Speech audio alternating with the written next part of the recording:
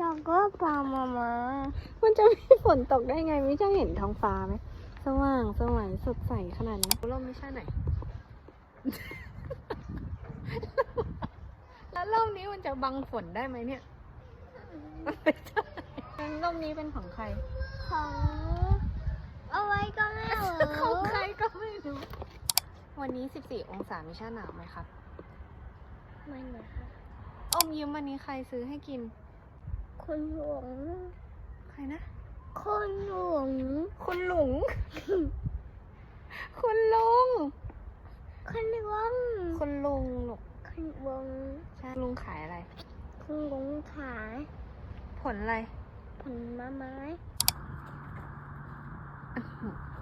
ลูกชายโอ้ยตกใจหมด ระวังหน่อยนะ โอเค ไม่เจ็บเหรอ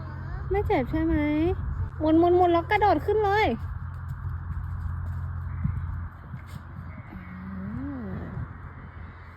กางเกงหลุด มันเป็น14องศาที่หนาวนะทุกคนคือหลุยอะไม่รู้แล้วว่า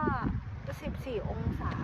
ปกติมันจะต้องรู้สึกประมาณไหนแต่14องศาตอนเนี้ยข้างในหลุยใส่เสื้อเชิ้ตแล้วก็ใส่เสื้อกันหนาวตัวหนึ่งแล้วก็ใส่กางเกงยีนหนาวนะ14องศาทุกคนแต่งตัวยังไงคะ